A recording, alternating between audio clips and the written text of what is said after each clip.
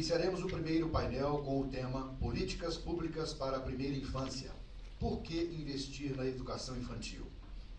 Evidências apontam que o investimento feito em programas de qualidade para a primeira infância tem alta taxa de retorno para a sociedade. Além disso, o investimento na primeira infância é a melhor maneira de reduzir as desigualdades, enfrentar a pobreza e construir uma sociedade com condições sociais e ambientais sustentáveis. Neste sentido, a garantia de acesso e condições para frequentar instituições educativas desde os primeiros anos pode promover o desenvolvimento de maneira integral no que tange às dimensões física, psicológica, intelectual e social das crianças. Para dialogar mais sobre este assunto, convidamos para compor a mesa a senhora Lícia Moura, gerente de projetos da OEI no Brasil.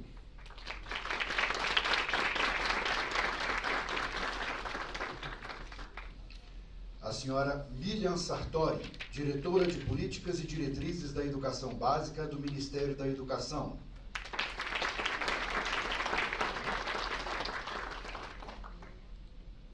A senhora Luciana Siqueira, secretária nacional de Atenção à Primeira Infância do Ministério da Cidadania.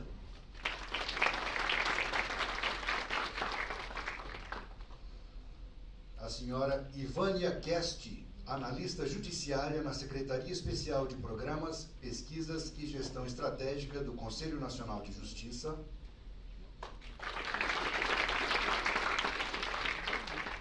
A senhora Amábile Aparecida Pácios, conselheira e vice-presidente da Câmara de Educação Básica do Conselho Nacional de Educação.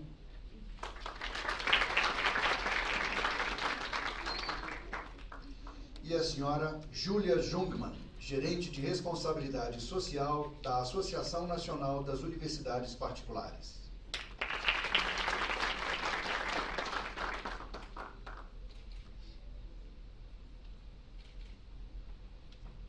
Passamos agora a palavra para a gerente de projetos da OEI no Brasil, senhora Lícia Moura, que fará a condução deste painel.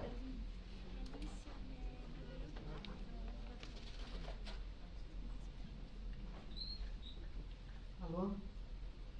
Boa tarde a todos. Em nome da OEI, eu agradeço aqui os nossos palestrantes por terem aceito o nosso convite para esse diálogo, né? Como foi dito, a OEI já tem uma trajetória bastante estabelecida na educação infantil, é um dos eixos prioritários de atuação da organização, e o Escritório do Brasil, hoje aqui, tenho muita honra em trazer no painel final a apresentação do nosso projeto, chamado Primeiros Anos, que é uma pesquisa sobre a qualidade da educação. E aqui hoje nós convidamos diversas instituições que trabalham o tema, cada um, né, na sua visão, na sua contribuição.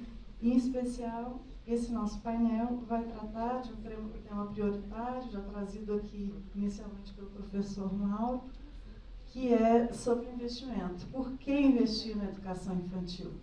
Né? Sabemos que a educação é um meio eficaz para combater desigualdade social, para alavancar economias. Então, qual que é essa diferença, né, da ênfase das políticas públicas nessa etapa, que é a educação infantil? Comumente, os maiores investimentos são na etapa seguinte, que é o ensino fundamental.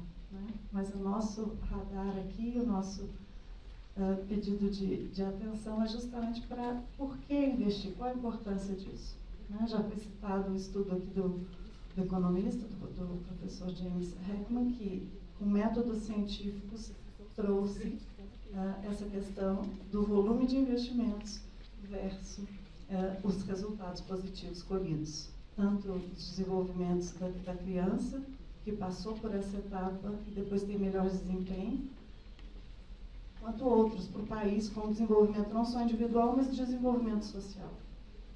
Então, aqui para começar a nossa conversa, o nosso debate, eu vou convidar a diretora Miriam para iniciar, e a gente depois vai seguindo aqui numa conversa, numa média de uns 10 minutos para cada um, e, se possível, depois, se a gente tiver tempo aqui, o pessoal vai nos corrigindo, a gente pode fazer uma conversa, um debate, às vezes perguntas, né? Eu vou começar com a Miriam e fechar com a secretária Luciana, se tiver tudo bem, a gente vai seguindo aqui o painel. Então, Miriam, com você a palavra, fica à vontade. Muito obrigada. Obrigada, Alice. Bom, boa tarde a todos e todas aqui presentes. É um prazer enorme estar participando desse painel. Eu vou pedir para colocar, então, uma apresentação breve, porque eu sou muito visual e eu gosto de falar uma apresentação. Mas vou tentar ficar aí nos 10 minutos para ouvir tudo. Eu posso falar? Bom, a pergunta do painel ela é bem instigante, né? Por que investir na educação infantil? Eu sou pedagoga, mas também sou servidora do Tribunal de Justiça aqui do DF, e a minha primeira resposta é porque é um direito. E eu não consigo pensar além disso, né? É um direito, é uma obrigação do Estado, e então a gente precisa investir, a gente precisa olhar para essas crianças, né? Eu também fico pensando que é importante a gente lembrar, é claro que falar da educação infantil como uma etapa que vai trazer retorno é essencial, essa narrativa, né, porque ela nos faz, né, circular bem em vários ambientes, mas a gente precisa estar sempre lembrando que a educação infantil ela não é só uma preparação, é uma fase muito importante da vida. Essas crianças elas precisam ter oportunidade nessa etapa porque ela é uma etapa curta, né, breve e muito significativa na vida delas. Então, a escola como um espaço privilegiado de aprendizado, de socialização, de desenvolvimento integral, ela precisa trazer todos os aspectos, né,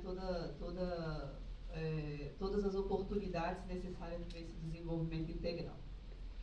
Então, isso é o que eu penso primeiro, né, que a criança é um sujeito de direitos, então a gente precisa garantir que esses direitos sejam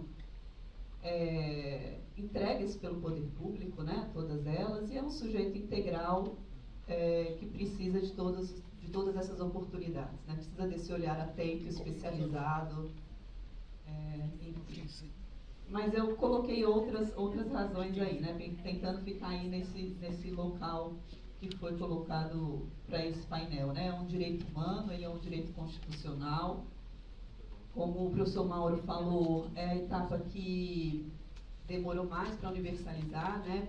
Porque ela só passou a ser obrigatória em 2009 pela Constituição. Então a gente ainda tem um grande desafio no acesso à educação infantil, né?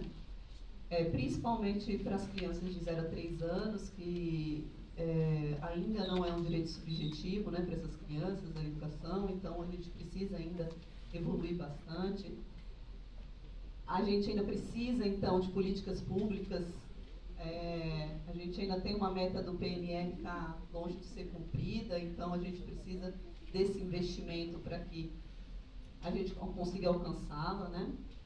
Agrega um enorme valor social porque diminui a desigualdade econômica e social, é um mecanismo para aumentar a empregabilidade das mulheres. A gente sabe que grande parte desse cuidado da primeira infância recai sobre as mulheres, né? Então é também importantíssimo o acesso à educação infantil para que as mulheres consigam espaço no mercado de trabalho. É também um fator essencial para a saúde e nutrição das crianças, porque é na escola, muitas vezes, que essas crianças, sobretudo as mais vulneráveis, têm acesso à alimentação, uma alimentação saudável, equilibrada, balanceada, né? Então, é muito importante que elas estejam nesse espaço. A gente já colocou, né, a janela de desenvolvimento, então é um momento importante, acho que eu nem preciso falar muito isso aqui, porque a gente tem um monte de gente especialista na área, isso já vem sendo falado pela ciência, né? A neurociência tem descoberto a importância da primeira infância para o desenvolvimento durante toda a vida, né? E o desenvolvimento do país, que já foi mencionado aí, que a gente já tem alguns estudos que mostram que investir na primeira infância traz um grande retorno econômico, né? Então, também significativo. Eu vou falar rapidamente da parte daqueles 2 primeiros pontos que eu acho que me cabe mais, né? Uma das três, talvez, primeiros pontos que me cabem mais, eu não sou neurocientista e nem economista, então não vou me atrever a abordar as outras temáticas, mas em relação à garantia do direito, na perspectiva do Ministério da Educação, a gente tem abordado a gente tem esse hábito, né, de falar desse tripé, do acesso, da permanência e da qualidade na educação, né? A gente tem tentado mudar um pouquinho esse discurso e o programa Primeira Infância na Escola, ele trouxe um pouco isso, porque a gente entende que qualidade é um pouco mais transversal. A gente pode falar de qualidade do acesso, né, de a gente garantir o acesso, mas não só a quantidade de vagas, a disponibilidade de vagas, mas todas as condições necessárias para que a criança chegue até a escola e permaneça na escola, né? Então, por isso a gente colocou aí acesso, permanência e aprendizagem em condições adequadas, quer dizer, com essa qualidade que a gente espera, para garantir que as crianças não só tenham espaço na escola, mas que elas continuem na sua trajetória escolar e que elas aprendam de fato nesse ambiente, né? Então, é um pouquinho disso que a gente entende que é a garantia do direito à educação, né? O que é garantir esse direito constitucional à educação? É garantir, na concepção, né, de gestora aqui federal, falando um pouco pelo Ministério, que a gente tenha o acesso, a permanência, a aprendizagem em condições adequadas. O Mauro já falou um pouquinho, esses são alguns marcos legais, a gente tem vários outros, tá, que podem ser agregados aqui, mas um pouquinho da perspectiva do Ministério da Educação, o quanto que o fato da educação infantil, né, 4 e 5 anos, ter se tornado obrigatório em 2009, né, pela emenda constitucional, provocou também que algumas políticas públicas no âmbito do acesso, né? Então, a gente teve o Proinfância, a gente tem o EI Manutenção, que são programas que o Ministério investe para aumentar esse número de vagas, ajudar os municípios na ampliação, né? Porque essa oferta ela é de competência dos municípios, né? Então, a gente auxilia por meio desses programas. A gente teve também alguns marcos muito significativos na parte do currículo, da qualidade, né, como a BNCC da Educação Infantil, que também trouxe uma perspectiva muito inovadora e interessante para a etapa, né, com os campos de experiência, enfatizando a importância do livre brincar, enfatizando a importância da mediação, né, do concreto, da mediação, da socialização, enfim, nesse processo de aprendizado, né, e enfatizando que a primeira infância, a escola, nesse momento, ela não tem só o aspecto do cuidar, mas também do educar, do ensinar, do criar oportunidades de aprendizagem, né. A gente tem o marco, né, da primeira infância, enfim, o Pacto Nacional, que são importantes, aqui talvez outras pessoas vão falar sobre isso, e recentemente a gente teve o lançamento do programa Primeira Infância, como o professor Mauro já mencionou, que para a gente é um espaço para a gente criar novas iniciativas e dar coordenação nacional para as iniciativas que o Ministério tem tentado desenvolver junto com os municípios. A gente tem um desafio muito grande na educação infantil, porque a quantidade de estabelecimentos é gigantesca, né? É uma etapa que ela fica muito pulverizada, então a gente tem 80 mil estabelecimentos de ensino que atendem educação infantil. Tá ruim de ver esse gráfico aqui, mas esse daqui mostra essa última faixinha aqui, que está municipal, são as escolas públicas, aquela cinza mais claro. Deixa eu ver aqui. Não sei, o cinzinha mais claro é o percentual de escolas da educação infantil que atendem só a educação infantil. Então, a gente tem uma quantidade muito grande, um percentual muito grande de estabelecimentos de educação infantil que atendem os anos iniciais. Né? Isso traz um desafio muito grande para a gente, porque muitas vezes esses estabelecimentos são, na verdade, de ensino fundamental, que ampliaram uma ou duas turmas ali para a educação infantil, atendem uma quantidade pequena de crianças de educação infantil, não estão adaptados para essa faixa etária, e aí também fica muito difícil para a gente direcionar recurso para esses estabelecimentos, porque eles são uma quantidade muito grande, né? Por exemplo, aqui a gente tem 6 milhões de estudantes em 80 mil estabelecimentos de ensino. Para terem uma ideia da diferença, por exemplo, para o ensino médio, a gente tem 10 milhões de estudantes em 20 mil estabelecimentos de ensino. Então, as escolas, por exemplo, de ensino médio são muito maiores e, em geral, são escolas só de ensino médio, né, em geral. A gente tem um desafio ainda do acesso, né, como o professor Mauro já falou, um desafio em termos de infraestrutura, não só para a adaptação dos ambientes escolares para a criança pequenininha, porque existe aí uma mudança de paradigma na educação, quando a gente começa a olhar a criança como um sujeito de direito, como alguém que vai, né, que precisa desenvolver sua autonomia, que vai ter acesso aos seus espaços, aos seus brinquedos, né, e não alguém que o adulto tem que ficar controlando, direcionando. A gente também precisa que a arquitetura dessas escolas ela seja diferenciada, né, e isso também ainda é um desafio muito grande na educação. Mas não só isso, também existe uma questão do currículo, porque quando a gente começa a pensar que o currículo, que a brincadeira, que o jogo, né, que esse espaço da interação, da mediação com os objetos, com o professor, ele faz parte do currículo da educação infantil, a gente precisa que essas escolas também sejam equipadas com isso, né? Então a gente tem também um desafio aqui, não sei, eu acho que talvez vocês não estejam vendo, mas mostra um pouquinho o baixo percentual de escolas públicas que têm acesso à quadra de esporte, escolas públicas de educação infantil, tá? Parque infantil, banheiro, PCD, área verde, pátio, banheiro adequado para crianças pequenas, né? O vasinho, a pia, enfim. Brinquedos para educação infantil, um percentual baixo, brinquedos, por exemplo, só 61% dos estabelecimentos, jogos, só 78%. Materiais para atividades culturais e artísticas, que também faz parte do currículo da educação infantil. Só 29% dos nossos estabelecimentos têm material para poder desenvolver essas atividades. Então, também é um desafio muito grande que a gente quer apoiar, né, ajudar a desenvolver isso com... A gente tem uma mensagem aqui, over, para mim. Eu tenho que terminar minha fala aqui. Over, tá vendo aqui, né? Aqui rapidamente, então, mostrando o desafio do acesso no Plano Nacional de Educação, né?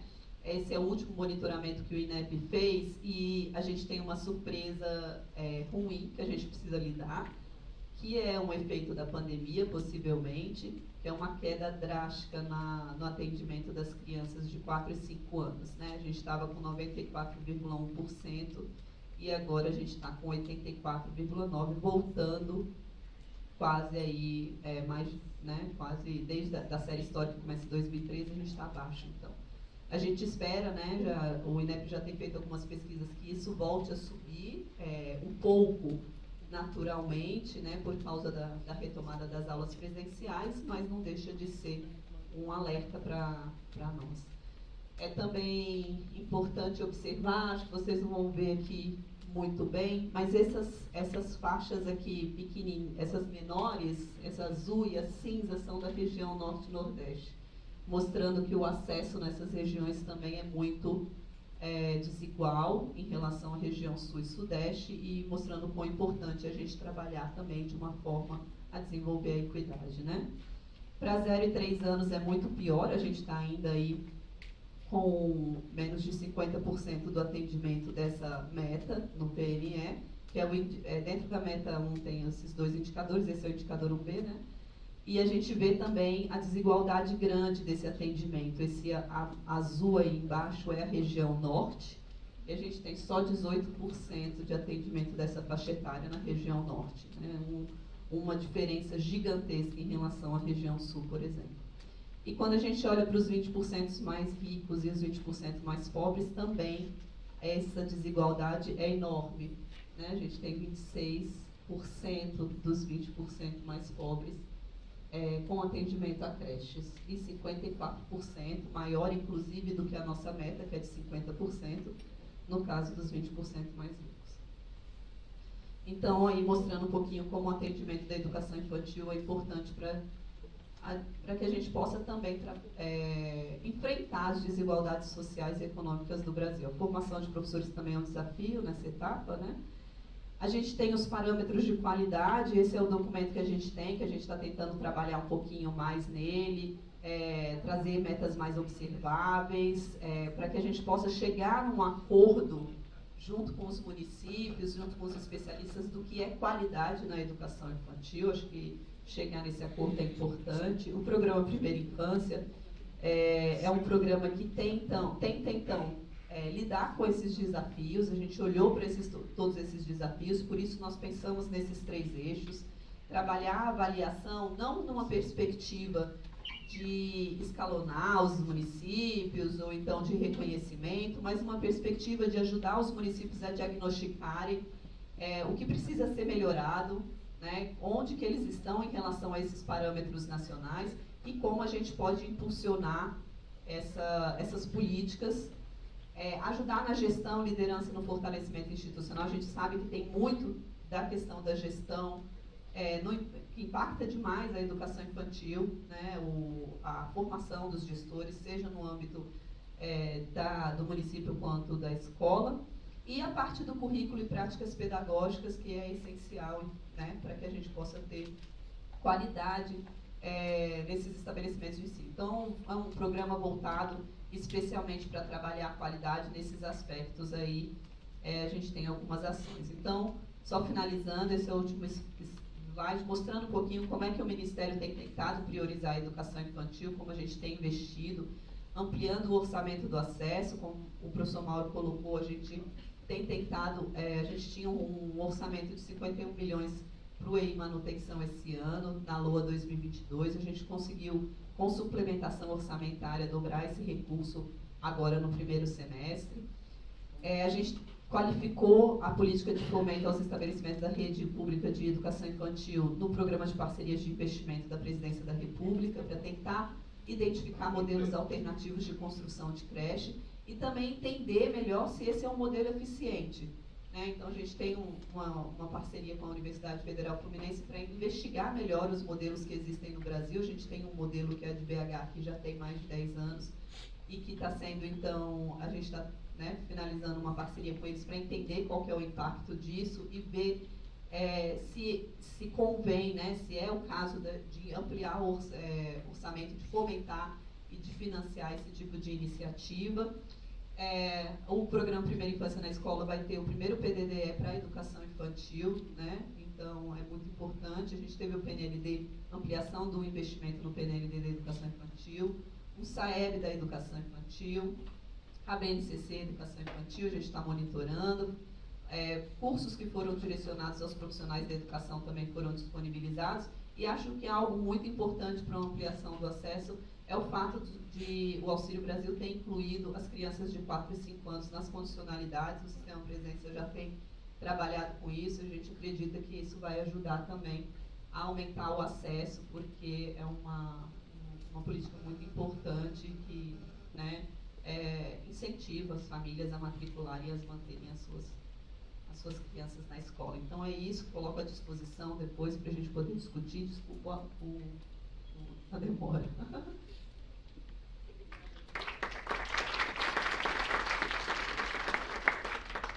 Obrigada, Miriam. É muito bom ouvir, né, do Ministério da Educação essa ampliação do orçamento da educação infantil, para que a gente possa ter realmente os investimentos necessários. A nossa pesquisa vai nesse caminho de trabalhar os eixos da infraestrutura, do currículo, da gestão e também do desenvolvimento infantil, para que a gente consiga realmente esses parâmetros, né, os preditores de qualidade. Então, com a fala da Miriam, falando em direito, falando em acesso, falando em permanência, eu convido a Ivânia, do CNJ, para a gente continuar aqui o nosso diálogo.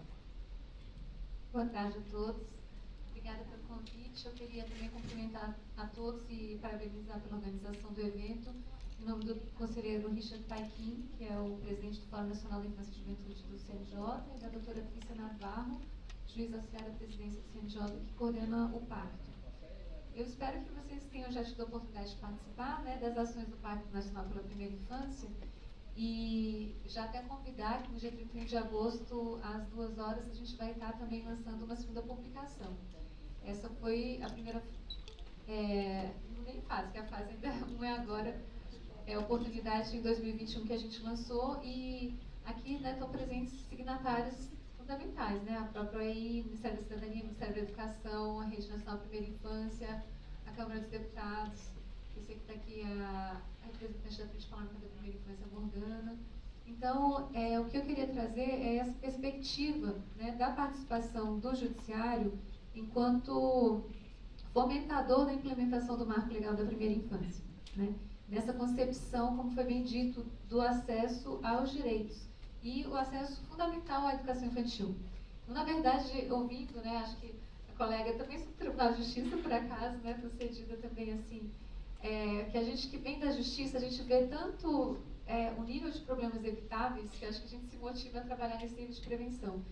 E essa perspectiva de eu estar aqui hoje, eu acho que representa também toda uma aproximação do sistema de justiça, né, que o CNJ coordena, um movimento mais próximo das redes que já estavam trabalhando nisso, como a sociedade civil organizada, o executivo e legislativo. Então, o pacto, ele tem essa perspectiva de fortalecer a rede para a gente, na verdade, implementar uma coisa que é básica. Na verdade, ouvindo, né, a colega, eu fiquei pensando como é estranho a gente ter que justificar que é importante investir na educação infantil. Né, isso, assim, parece tão óbvio, né? Então, eu fiquei pensando, é mais interessante a gente pensar por que não investir, qual seria o motivo de não investir, e, ao mesmo tempo, esse abismo entre o que a gente sabe que deveria estar sendo ofertado e disponibilizado para as crianças como direito e não está. Então, nesse sentido, como já foi muito falado, os prós, as razões do investimento, eu agregaria alguns a mais que a gente tem levantado por meio do Pacto da Primeira Infância, mas também gostaria de falar sobre o como, que eu acho que isso que pode ser o que permita que a gente supere essa dívida histórica, né, com as nossas crianças. Então, o que a gente tem visto a mais da perspectiva do Judiciário? A questão de investir na perspectiva de direitos coletivos, não só individuais. Então, a gente percebe que uma das questões que não é estratégica, inclusive que ainda se repete muito no sistema de justiça, é lidar com demandas individuais. Então, a demanda de acesso à justiça por meio de um processo judicial que vem, particularmente, cada criança, né, e é muito difícil, a gente sabe, uma família, né, com uma situação de maior vulnerabilidade, conseguir chegar numa instituição de justiça e conseguir protocolar um processo, não é fácil. Mas quando se consegue, ainda, muitas vezes, para atender aquele indivíduo, é preciso tirar outra criança da educação, do equipamento, por falta de vaga. Então, a gente tem buscado, por meio do pacto, sensibilizar para ações coletivas, né, estratégicas, que os operadores do direito e todas as equipes judiciárias percebam que por trás de cada criança que demanda tem outras e que precisa ser vista no sentido comunitário. Então, assim, a gente precisa de diagnósticos, eu espero que essa pesquisa seja realmente um marco histórico nisso, de perceber, como já está sendo criado também, tem o indicador de demanda de creche, né, da Fundação Cecília Vidigal, a gente mapear com antecedência, antes que a criança tenha que buscar, né, a gente já está preparado para ter essa vaga criada nos territórios. Né, conhecer quais as demandas, porque a criança, quando nasce, eu já vi isso acontecer no Canadá, né, que quando se diagnostica uma gestante, já se informa todo o sistema para prever tudo que aquela criança vai precisar de serviços para atender os seus direitos. Então, a gente tem condição de saber com antecedência que uma criança vai precisar desse equipamento, dessa metodologia, dos educadores. Então, a gente tentar diagnosticar essa demanda e ações coletivas, inclusive, se necessárias, o ideal é que não se necessitasse da intervenção do judiciário. É isso que a gente viu com o pacto, mas que, quando ainda não é possível a política pública se organizar e se implementar por conta, aí o judiciário vem com esse apoio. E uma necessidade que a gente está vendo a partir do pacto é também de uma perspectiva não apenas fiscalizadora e de cobrança, né, de exigibilidade do sistema de justiça depois que o problema se instalou, mas de prevenção e colaboração para as próprias condições necessárias para que o executivo cumpra o seu papel, que implemente serviços. Então, a gente tem visto, por exemplo, e eu vou resumir as ações do pacto, né, que nós temos feito por meio do projeto Justiça Começa na Infância, que subjaz ao pacto, ações de capacitação, seminários regionais em todo o país, nas 5 regiões, um diagnóstico nacional que detalha os eixos, mas não entrou especificamente em educação, e levantamento de boas práticas. A gente tem percebido em todas essas ações que uma das coisas que mais se observa como obstáculo para acesso a esses direitos é a fragmentação. Então, os profissionais não se conhecem no próprio território, né? Um não conhece o que o outro faz, ou não tem conhecimento, às vezes, do próprio marco legal da primeira infância, não tem conhecimento de programas governamentais criados que poderiam estar sendo implementados. Então, a gente percebe assim, que nós, se realmente, né, queremos, eu sei que todos nós aqui queremos que as crianças tenham esse direito implementado, precisamos cuidar de quem cuida delas. A começar a fortalecer as instituições públicas, né, ficou muito claro nos dados, as crianças que não necessitam de equipamentos públicos estão, né, mais atendidas. Então, o pacto também visa que a gente consiga fortalecer o Estado de Direito, porque as escolas públicas demandam um Estado forte, instituições públicas fortalecidas. Então, aumentar a governança colaborativa e que todos, eu acho que esse projeto, né, por meio de um organismo internacional, vai apoiar o Estado, as estruturas públicas, para que sejam viabilizadas as políticas públicas. Então, a criação das escolas, a contratação dos professores e o grande diferencial para a qualidade que já se mostra nas pesquisas, possivelmente vai se confirmar, é a qualificação desse profissional. Como esse profissional vai ter acesso à consciência do papel dele, que não é replicar uma escolarização, como bem falado, né, que é uma atividade diferenciada nessa fase da vida, que não é tradicional de reproduzir modelos de educação fundamental, mas a especificidade do brincar, do aprender a socializar, da construção da própria identidade, de perceber a escola como essa extensão da família. Então, também um profissional que seja sensível a ter esse continuismo entre a realidade que a criança vive em casa e a que ela vive na escola. Eu acho que isso, inclusive, é uma questão de prevenção de violência. Eu, como psicóloga, acho que às vezes é uma violência a gente ter um contraste tão grande entre uma situação doméstica e uma situação escolar. Então, a escola, eu acho que também precisaria estar fortalecendo esse ambiente primário, que é fundamental para a formação integral da criança. E é muito importante ter a secretária Luciana, que agrega também, por meio da implementação do artigo 14 do Marco Legal da Primeira Infância, a importância desses programas governamentais que fortaleçam desde antes de chegar na escola. Né? Que essa educação infantil, na verdade, ela começa com a família. Né? A gente não pode mais manter essa fragmentação de que é só a educação na escola. Essa educação, ela vem antes e ela precisa continuar, por exemplo, nos espaços também coletivos, né? No espaço do brincar, na participação da cultura. Então, o pacto, ele tem promovido mapear tantos recursos. Eu sugiro que quem ainda não teve acesso procure o curso Marco Legal da Primeira Infância no site do CNJ, que ele assim, viabilizou a gente mapear 100 páginas de políticas públicas que avançaram muito, contribuindo para esse direito ser promovido de forma contextualizada e realmente intersetorial e integrada, que ele chegue combinado para as crianças. E aqui da Justiça, a gente gostaria de ser porta-voz das crianças que estão em serviços de acolhimento, que enquanto estão ali, afastadas da família, também precisam ter esse direito à educação garantido, e como se conjuga, né, uma instituição de acolhimento, que é do Serviço Único de Assistência, com uma Secretaria de Educação, para essa criança estar tendo essa qualidade, esse acesso. Com os serviços de saúde também, né? A gente entender que o próprio cuidado da saúde também é uma questão que vem por meio da experiência que se aprende, que se vivencia na escola, de formação de hábitos saudáveis. A arquitetura, a gente está aqui conversando também, né? Como todo esse planejamento urbano ou da própria escola precisa viabilizar a arquitetura à medida da criança. O meu tempo está acabando. Incrível, a gente acha que 10 minutos é muito. Mas, então, eu gostaria de dizer que o judiciário está sendo convidado, e muitos já têm colocado isso em prática, juízes, promotores, defensores públicos, equipes psicossociais, a se verem como colaboradores, não como meramente cobradores de execução de medidas, mas de viabilizar a implementação. Não adianta a gente achar que se um juiz dá uma excelente medida e não existe a política pública disponível, que esse acesso não vai ser real. Então, a gente está realmente superando essas caixinhas de minha competência vai até aqui, a sua ali, para a gente se ajudar e a criança ter, de fato, esse direito acessível.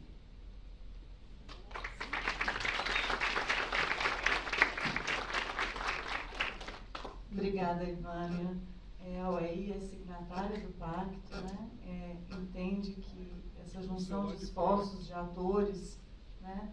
Não só cada um na sua caixinha, mas realmente todo mundo participando é o caminho para que a gente consiga um sistema educacional mais forte, né? Os resultados de um bom sistema educacional não vêm da noite para o dia, né?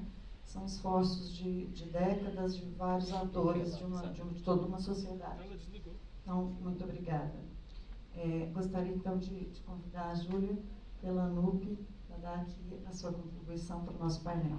Fique à vontade. Muito obrigada. Boa tarde a todos e todas. Gostaria de agradecer em nome da professora Elizabeth Guedes, presidente da ANUP, o convite da UEI estar aqui hoje, nessa tarde tão importante, revendo alguns colegas de caminhada, inclusive, em prol da primeira infância. E, bom, no painel que fala sobre a educação infantil, né, a importância da educação infantil, acho que eu sou a única entidade aqui representando o setor privado, né? O restante... Não, desculpe. Bom, somos as duas únicas, né, representando o setor privado.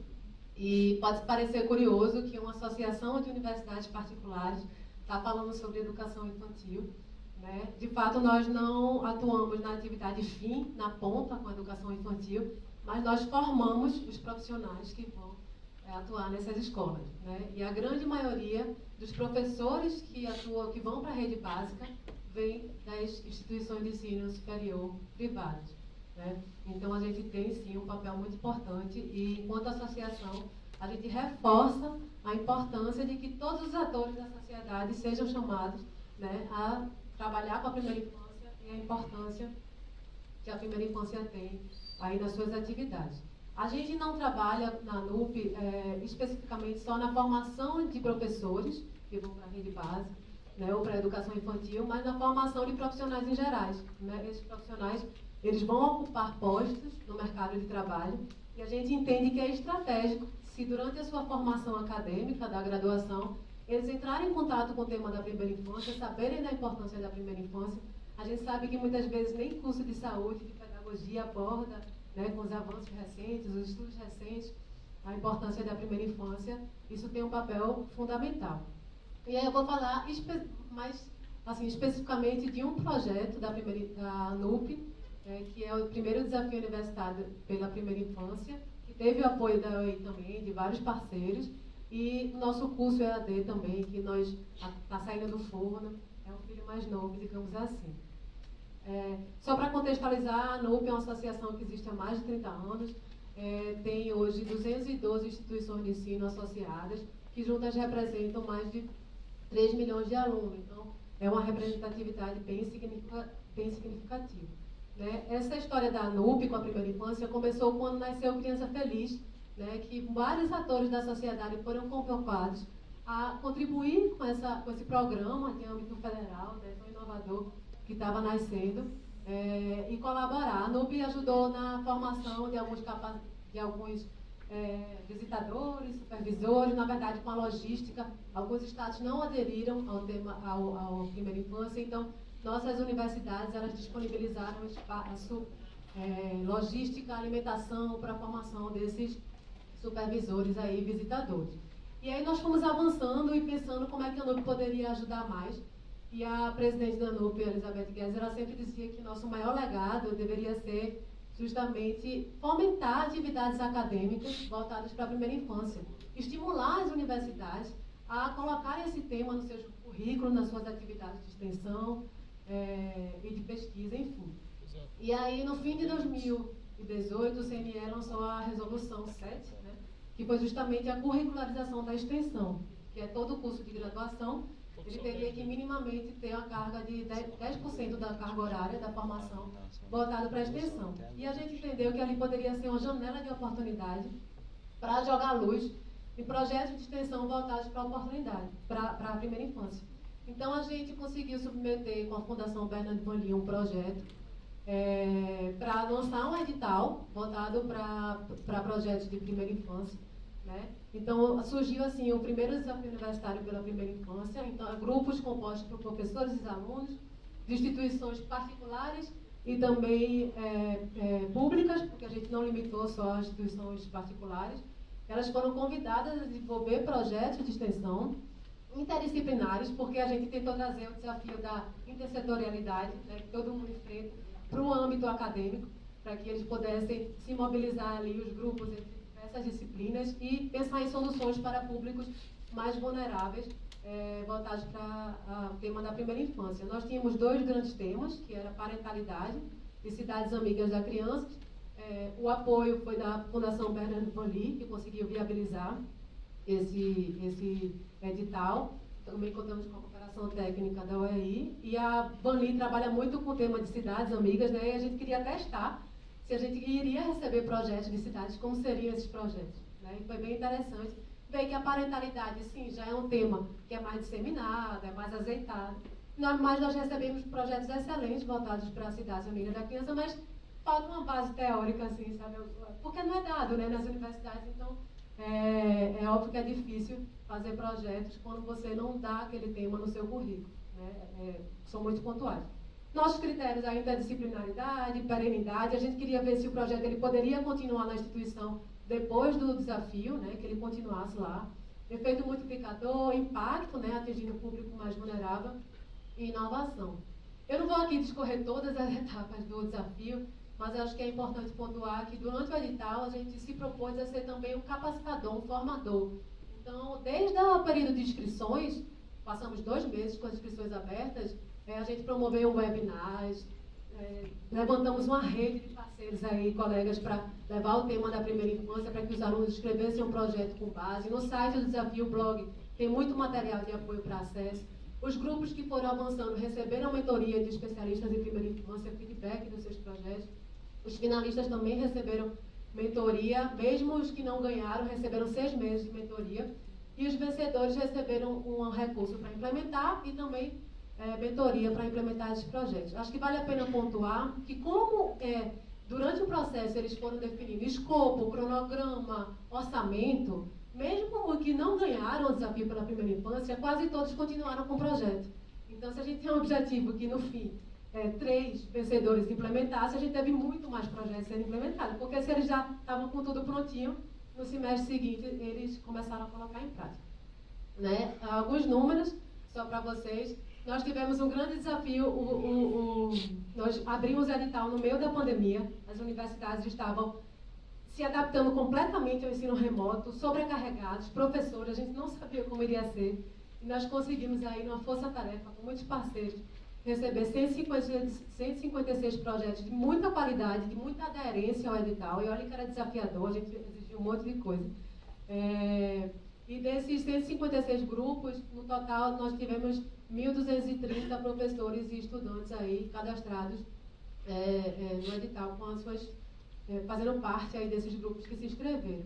Né? Então, nós tivemos representatividade de todos os estados do Brasil, com exceção apenas do Acre, a gente ficou muito feliz com isso. A gente teve instituições privadas e também federais, estaduais, municipais. Mais de 32 pessoas apoiando o processo de mentoria, de formação, de júri, etc. E um número interessante é que 66% dos projetos iam ser iniciados. Então, a gente conseguiu dar um foco para o tema da primeira infância para quem não estava acostumado a esse tema. Né? E mesmo os projetos que já estavam rodando, eles tinham que aumentar o escopo da sua atuação e seu impacto. Né?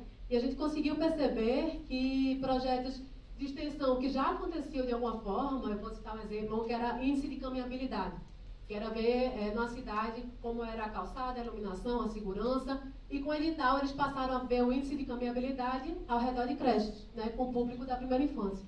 Esse é só um exemplo de muitos outros, que o tempo está acabando, eu não posso citar aqui, mas foi muito interessante ver como o edital joga a luz para o tema, e como tem um apetite pela primeira infância, assim, uma aceitação bacana, né, com o tema da primeira infância.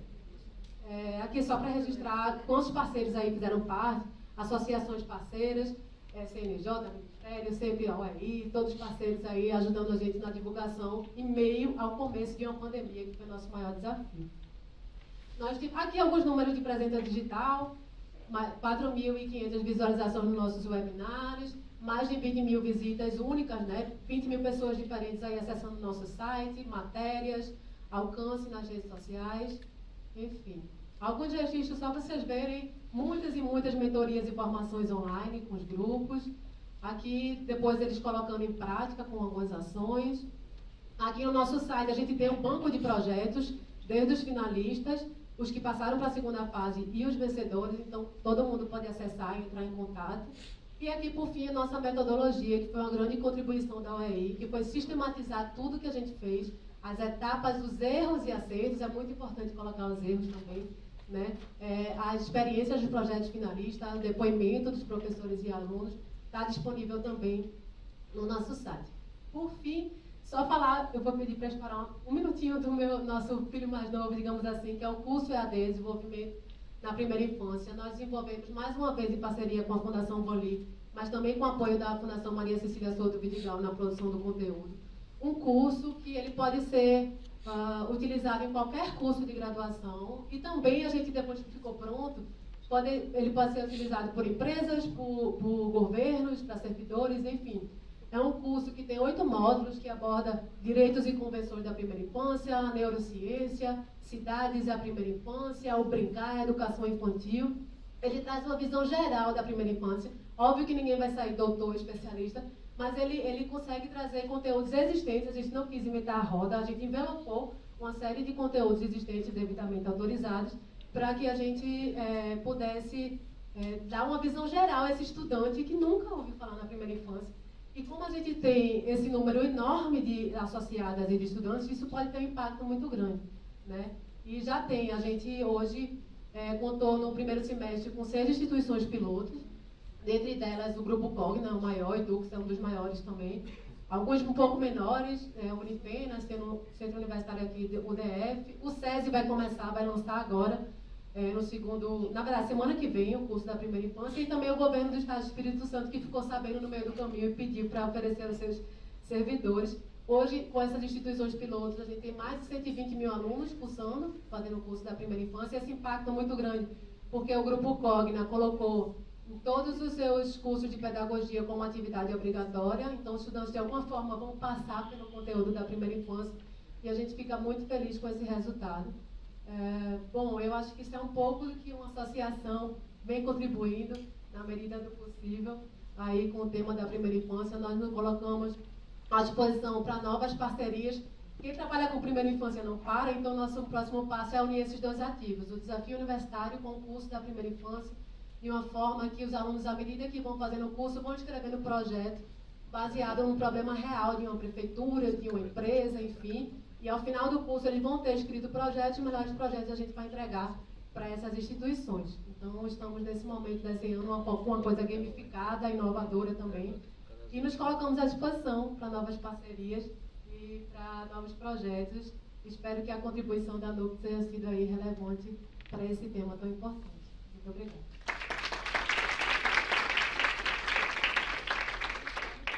Obrigada, Júlia. Realmente, o desafio e o curso, né, é uma forma, é um investimento, é uma iniciativa para fomento da educação infantil. A gente sabe que todo investimento começa ali com a capacitação, né, dos professores, dos profissionais, dos interessados no tema. Então, a UEI foi parceira, né, e é parceira da NUP nesse desafio e espera ser em outros tantos. Muito obrigada. Desculpa, é interessante porque o Ministério da Cidadania que me colocou em contato com a Vanli na época que eu bati na porta, eu quero fazer um edital e o curso. Rafael da UEI foi que deu a ideia também, então todo mundo articulado junto, foi você que deu a ideia de fazer um edital lá atrás, quando eu conversei com você. Então a importância do diálogo, da troca, né, e da gente unir esforços aí para fazer projetos relevantes. Sim, nesses momentos que podem surgir novas parcerias, novas trocas, né? Muito obrigada pela sua participação e pela sua contribuição aqui conosco. Eu convido agora a professora Mabel para fazer a sua fala. Obrigada. Obrigada, muito obrigada. Boa tarde a cada um, a todos, né? Eu quero cumprimentar aqui meus colegas na pessoa da Miriam, que eu admiro demais, que ajuda demais. A gente precisava saber o tanto que a Miriam ajuda, viu? E quero também cumprimentar ao meu amigo, que hoje é secretário da Educação Básica, o professor Mauro Cabelo.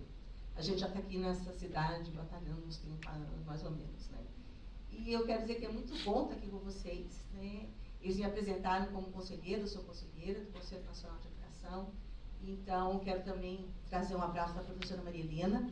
Na realidade, ela que foi a convidada, mas ela não pôde se deslocar de São Paulo para cá. E tem também a professora Sueli, que é a presidente da Câmara, eu sou a vice-presidente. Semana que vem eu assumo como presidente. E na Câmara, a gente tem estudado e trabalhado muito lado a lado com o MEC, né, Miriam? E o grande tema nesse momento na Câmara sobre a educação infantil é, de fato, a qualidade, como a gente mede essa qualidade da educação infantil, né? Mas eu vou também trazer o meu olhar, como me pediram, porque eu também sou presidente da Federação Nacional das Escolas Particulares. Essa federação reúne 26 sindicatos de mantenedores de escolas particulares. Da educação básica são 41 mil, com mais ou menos aproximadamente 10 milhões de alunos, e do ensino superior são 2.100, mais ou menos, hoje uns 6 milhões e meio de alunos, né? Das 41 mil instituições de educação básica, 60% oferecem educação infantil, né? Mais ou menos, essa é a medida no Brasil todo.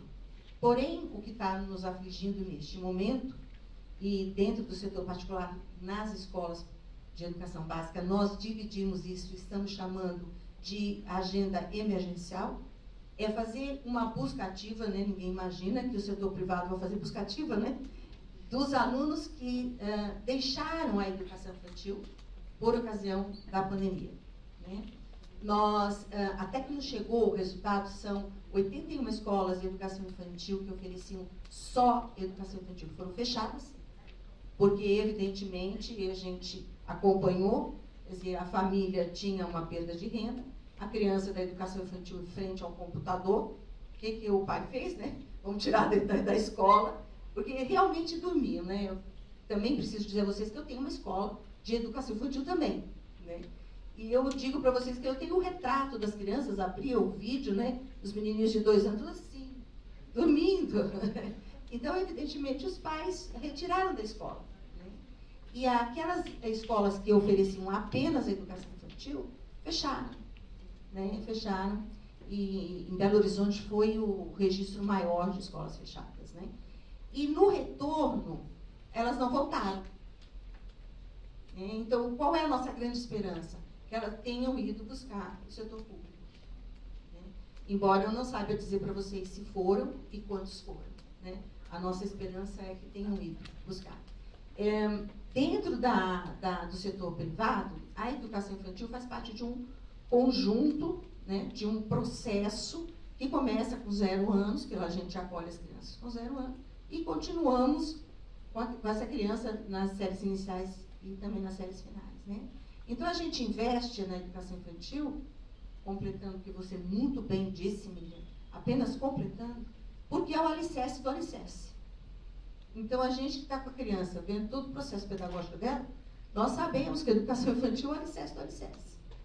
Tanto é que a gente está correndo, até muito bem orientado pela própria Miriam, atrás do prejuízo da perda pedagógica que as crianças de 4 e 5 anos tiveram, porque nessa ocasião estavam em frente ao computador. Então, você imagina uma criança de 5 anos aprendendo a ler em frente ao computador. Se no ensino médio teve perda pedagógica, você imagina dentro de uma educação infantil. Então, nós estamos também buscando, Miriam, quero que você saiba que usando a tua metodologia, atrás de mitigar essas perdas, né? Então, nesse momento, a educação infantil para nós é uma agenda emergencial. Isso eu digo para vocês que, assim, em 100% dos sindicatos que são ligados à nossa federação, 19 estados e no Distrito Federal.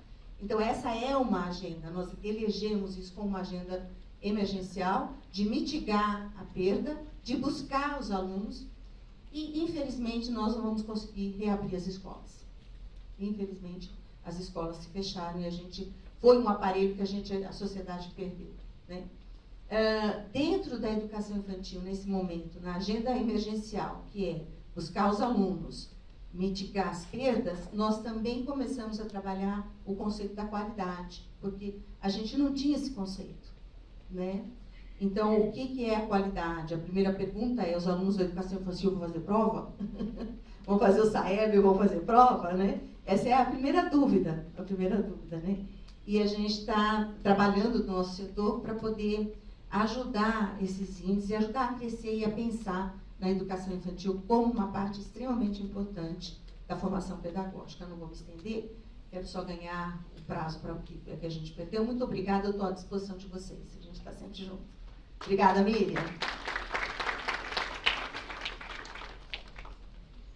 Obrigada, professora. Aqui nós então somamos uma série de atores, né, que acho que temos um consenso aqui, né, que a educação infantil é prioritária, é emergencial e que o investimento só pode nos trazer bons resultados para o futuro.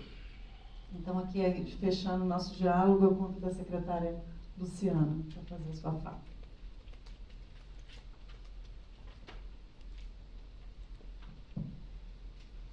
Boa tarde. A plateia que vem para ouvir sobre primeira infância é muito especial, não é verdade? Gente, eu estava aqui olhando e eu gosto muito de quebrar os protocolos para a gente ficar mais à vontade, tá? A Ivânia disse que ia me dar 5 minutos da fala dela, porque ela só ia usar 5. Eu falei, aham. Tá? Ninguém que fala de primeira infância fala em pouco tempo. Né? A gente se empolga, a gente fala com paixão e aí o tempo vai embora. Então, assim, não está contando não, né, meu tempo ainda? Tá. Eu sou Luciana, tá, gente? Estou como secretária nacional de atenção à primeira infância no Ministério da Cidadania.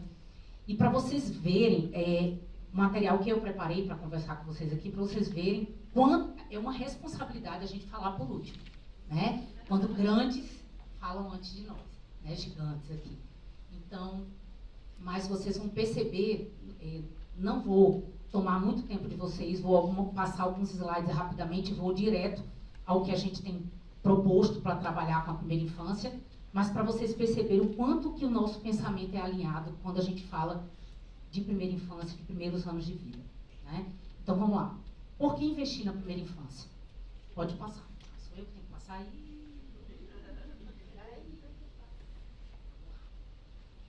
Bom, não vou falar mais de James Heck, não, tá tranquilo. É só passar aqui, né? Que passa e que volta, né? Tá. A equação Heckman, eu não vou falar porque já foi citada aqui, né? O secretário falou muito bem, né? Citou fala do nosso economista, prêmio Nobel. E eu sempre gosto de começar com essa fala dele, tá? Que diz assim, países que não investem na primeira infância apresentam índices de criminalidade mais elevados, maiores taxas de gravidez na adolescência e de evasão no ensino médio, e níveis menores de produtividade no mercado de trabalho, o que é fatal. Como economista, eu faço contas o tempo inteiro. Uma delas é especialmente impressionante. Cada dólar gasto com uma criança pequena trará um retorno anual de mais de 14 centavos durante toda a sua vida. É um dos melhores investimentos que se pode fazer. Melhor, mais eficiente e seguro do que apostar no mercado de ações americano. Então, eu gosto sempre de citar, porque a gente, quando fala de primeira infância, a gente pensa logo na área da educação, né, na psicologia, na área da saúde, mas a gente tem hoje economistas que falam, né, sobre a importância de se investir nessa fase da vida. Mas por que investir? Porque os estímulos nos primeiros anos de vida, eles são decisivos para a vida adulta da criança. Né? Então, eu sempre gosto de dizer, é uma fase em que o cérebro se desenvolve rapidamente, né? A plasticidade cerebral é muito grande, mas ontem eu tive a oportunidade de estar com o vice-ministro do Desenvolvimento Social do Paraguai. E nos slides que eu apresentei, esse daqui era um dos slides que estavam lá. E aí eu falei, por que a primeira infância? Né? Aí eu li esse primeiro, que fala aqui, janela de oportunidades para desenvolvimento infantil, isso a gente já falou aqui. Né? É nos 6 primeiros anos de vida que se forma 90% das conexões cerebrais. Quando eu li isso, ele falou assim, só um pouquinho, Luciana. Aí eu falei, pois não, você já explicou tudo com isso aí.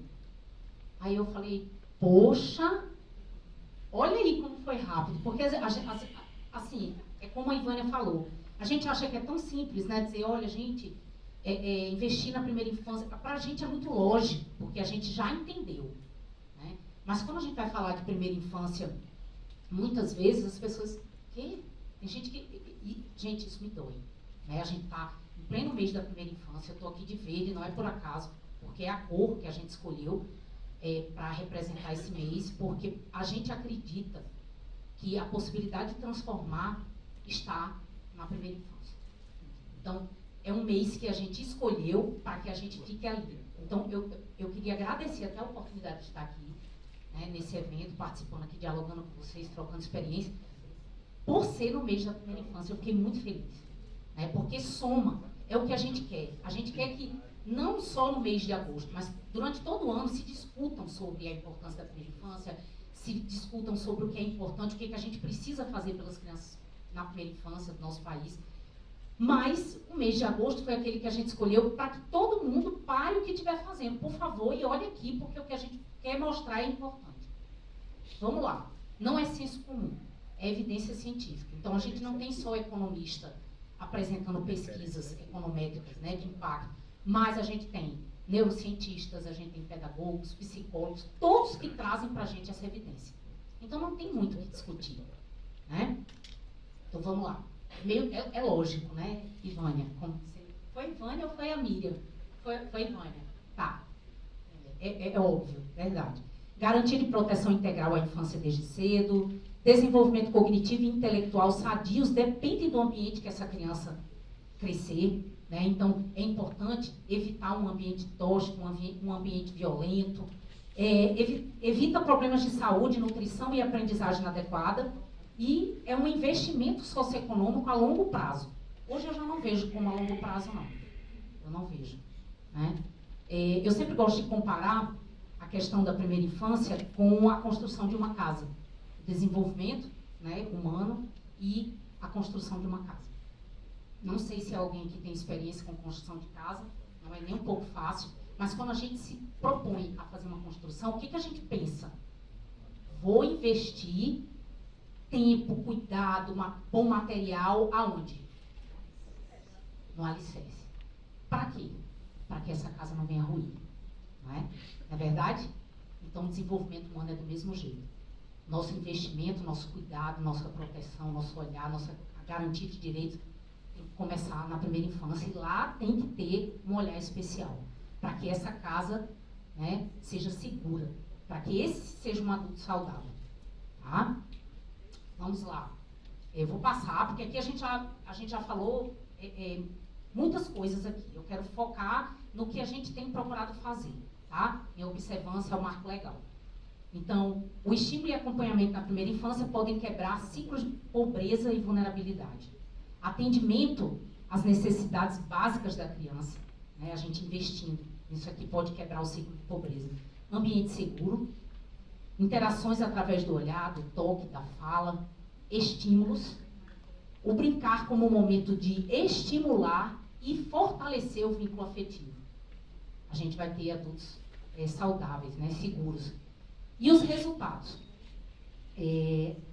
A Maria Beatriz, ela tem contribuído assim, muito no que diz respeito a pesquisas na área da primeira infância, e ela fala bastante sobre a questão da visita domiciliar, que é onde eu quero chegar. Né? Então, ela diz aqui, aquisição de habilidades que as acompanharão durante todo o crescimento, levando-as a alcançar bom desempenho escolar. Isso é o resultado, tá, gente, do investimento. Realização pessoal e oportunidades melhores de emprego, gerando cidadãos mais responsáveis. Então, essa é uma fala dela. Vamos lá. E aqui, James Heckman novamente. Bom, e aí a gente vem para o Brasil, né? Vamos falar aqui um pouco sobre a primeira infância no nosso país. Há 2 anos e 2 meses atrás, a gente assumiu a secretaria, e o desenvolvimento humano, o desenvolvimento infantil, a aprendizagem, eu sou psicopedagoga, não eram assuntos alheios ao meu campo de estudo, à minha busca profissional, porque eu atuo nessa área, né? Desde a minha formação acadêmica. Mas eu percebi o quanto que o nosso país vem dando passos importantes no que diz respeito ao olhar para essa fase que é a mais importante da vida. Nós temos muitas instituições, a esfera governamental, todos juntos com a mesma, né, todo mundo alinhado no mesmo pensamento. A gente precisa investir na primeira infância, a gente precisa investir na formação dos profissionais que trabalham com a primeira infância. O CNJ trouxe essa contribuição muito bem, através não só dos seminários, mas do curso, né? Porque a gente sabe que para trabalhar com primeira infância, você tem que conhecer sobre a criança, sobre como ela aprende, como ela se desenvolve. Não é assim, fiz um curso de tantas horas e já vou lá para a sala de aula. A gente sabe que não é assim, né? Requer um estudo, um aprofundamento, e isso é muito importante. A educação infantil, né? A gente sente muito essa questão das crianças não terem a oportunidade de terem ficado nesse período de pandemia sem creches, né? Isso foi muito difícil. E, inclusive, num encontro nacional de psicopedagogia, uma colega psicopedagoga lá de São Paulo, ela falou muito bem sobre isso, né? Sobre essa preocupação que ela tinha bem no primeiro ano da pandemia. E foi incrível como tudo que ela aconteceu, né? Tudo que ela temia aconteceu, infelizmente. Então, Brasil e primeira infância, vamos lá. Em 2016 foi instituído por lei o Marco Legal da Primeira Infância. Em 2016 houve a criação do programa Criança Feliz, que é o programa de visita domiciliar do governo federal, que a Ju citou, né? Ele nasceu em observância ao Marco Legal. Em 2019, a primeira infância ela passou a constar no PPA, e essas metas vêm aumentando gradativamente. Em 2020, foi criada a Secretaria Nacional de Atenção à Primeira Infância. É uma secretaria que eu fiz uma colocação em determinado momento e eu vou fazer aqui agora. Ela é uma secretaria que a atuação é transversal, né? Então, assim, a pauta da primeira infância ela é muito transversal. Quando a gente fala de criança em desenvolvimento, de aprendizagem, a gente fala da importância da saúde relacionada à imunização, amamentação, né? Então, a área de direitos humanos, o meio ambiente, então envolve todo mundo. Essa secretaria, ela poderia estar em outro ministério? Poderia. Por que ela ficou no Ministério da Cidadania? Porque lá já existia o programa Criança Feliz, que é o programa de visita domiciliar, né? Que traz essa possibilidade da visita, que é apresentada como um instrumento mais eficaz para a intervenção no desenvolvimento humano, infantil especificamente. Então, a secretaria ficou no Ministério da Cidadania. O programa Criança Feliz é um programa que está dentro da política de assistência social, né, dentro do Sistema Único de Assistência Social, o SUAS, e então ela ficou lá. Mas eu sempre gosto de dizer que ela poderia ter ido para a educação, ela poderia estar na saúde, né, e assim por diante. Então, vamos lá. Em 2021, passou a constar na Lei de Diretrizes Orçamentárias como prioridade. No mesmo ano, foi decretada a Agenda Transversal da Primeira Infância, coordenada pelo Ministério da Economia. Em agosto de 2021, foi realizado o primeiro mês da primeira infância. Então, a gente começou a realizar essas ações, fizemos uma agenda onde tivemos a participação do CNJ, da rede, da Frente Parlamentar, da Fundação Bernard Van Lier, todos aqueles que juntos, né, temos trabalhado para trazer a primeira infância para a evidência, né? Então, em 2022, foi esse ano agora, em junho, a gente trouxe uma portaria que ela garante prioridade para a alimentação das crianças, das gestantes e crianças na primeira infância, através de um programa que o governo já tem, que é um auxílio que já existe, né? E que é o Alimenta Brasil. Então, dentro dessa política, as gestantes e as crianças na primeira infância, elas serão prioridade. Então, a gente brigou por isso aí, depois do mês da primeira infância, por isso que eu digo que até hoje reverbera tudo que a gente discutiu no mês da primeira infância, porque uma das coisas que chamou nossa atenção e nos inquietou muito foi essa questão da segurança alimentar. A gente não pode achar que a gente vai estimular, que a gente vai ter uma sala de aula atrativa, se essa criança não estiver bem alimentada, né? Então, a gente precisa pensar nisso também. Não podemos separar, né? A nossa criança ela é um ser biopsicossocial. Vamos lá, não posso me estender muito. Bom, então vamos falar sobre o programa Criança Feliz, que é o programa que temos, que nasceu em observância ao Marco Legal, que realiza visitas domiciliares, tá? O programa Criança Feliz, Opa.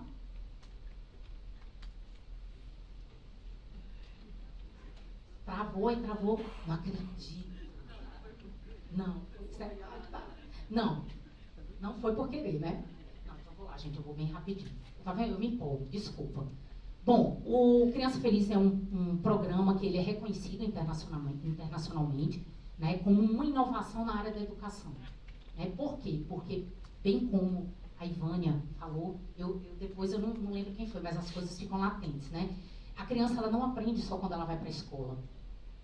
Então, ela começa a aprender no seu ambiente familiar, em casa, com seus pais, com aqueles que estão mediando aquele processo de aprendizagem ali.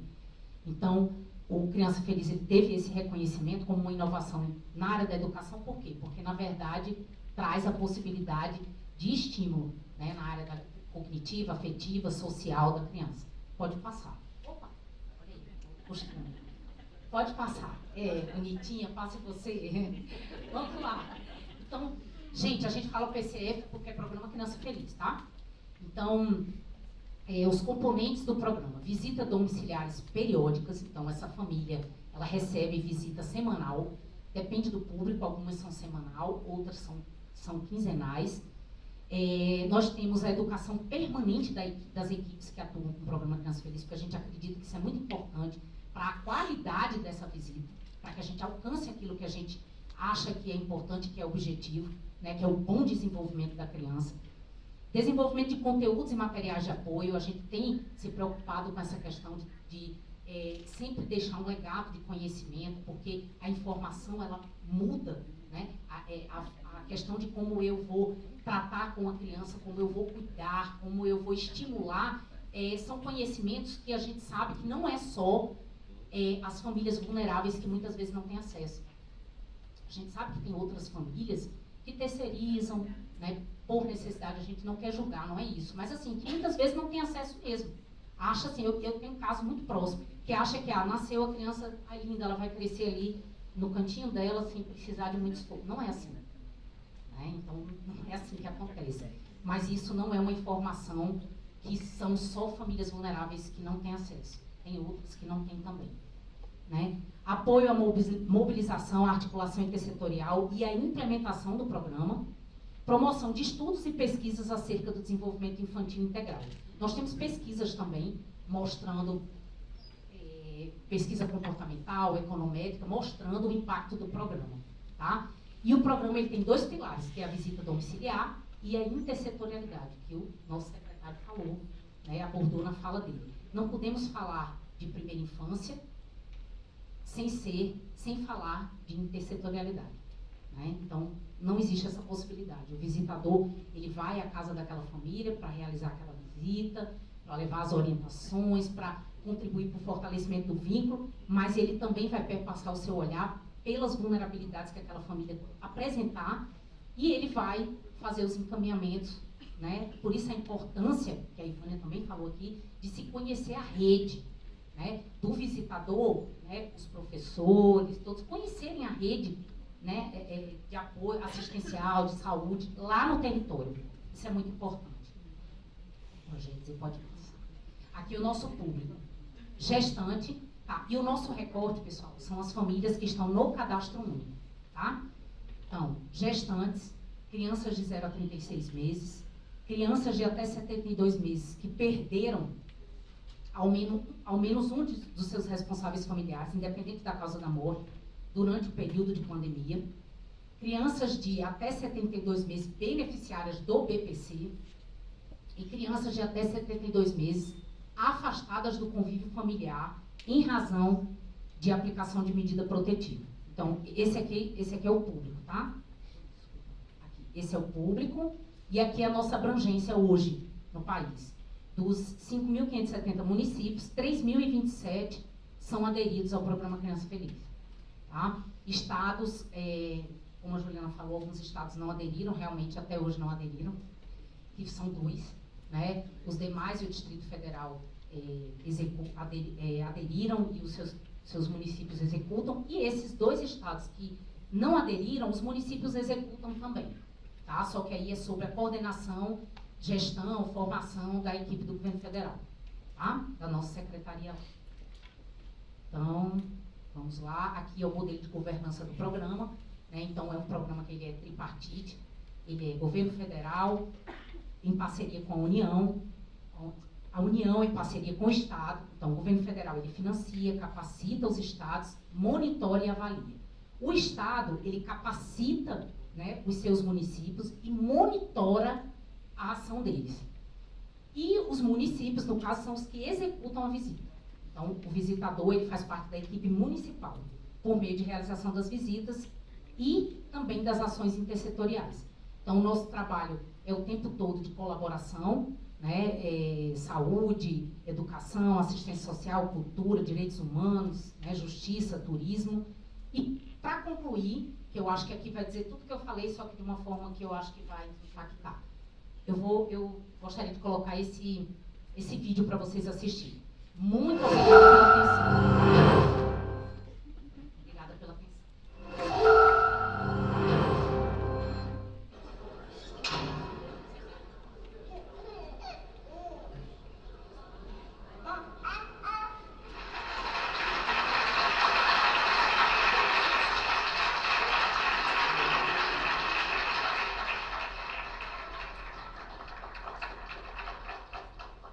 E se eu te contasse que um jogo de esconde-esconde é capaz de mudar o mundo? Parece impossível, não é? Bom, tô aqui no dia de hoje para provar o que é algo verdadeiramente impactante que você pode fazer. Interagir. E quando? Desde cedo e com frequência. Por favor, aplausos para Amarjot Ali!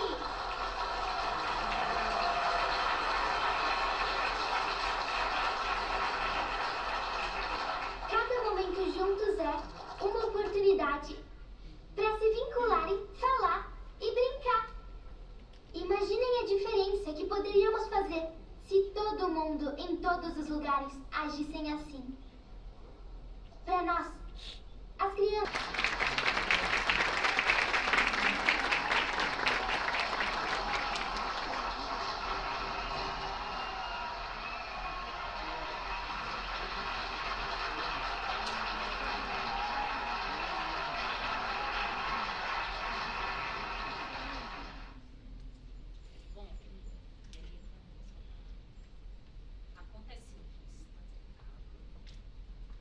É simples. Uma primeira infância com cuidados, amor, estímulo e interação pavimenta o caminho para que a criança aproveite todo o seu potencial. Nasce um adulto mais saudável e equilibrado e floresce uma sociedade com os mesmos valores. Obrigada.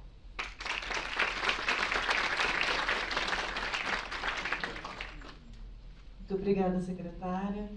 Foi muito bom, né, encerrarmos aí com essa experiência. Acho que todos nós aqui temos, lógico, já fomos crianças e temos alguma experiência próxima da gente, como pais e mães, enfim, tios, enfim.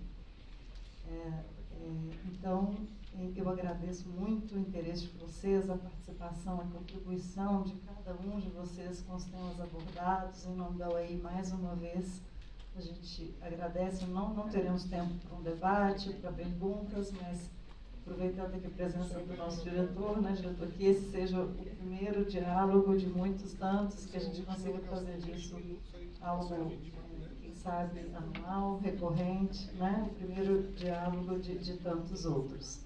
Eu encerro dizendo que, então, com tudo que ouvimos aqui nesse primeiro painel, investir na educação infantil é mais do que investir no futuro, né? É a certeza de colhermos qualidade de vida e desenvolvimento social. Muito obrigada.